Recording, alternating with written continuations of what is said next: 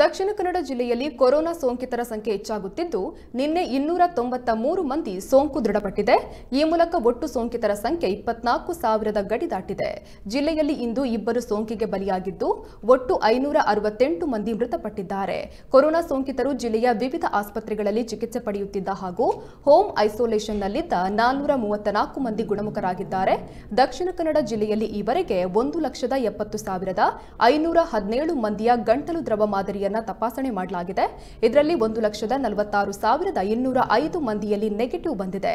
24,312 ಮಂದಿಯಲ್ಲಿ ಸೋಂಕು ದೃಢಪಟ್ಟಿದೆ.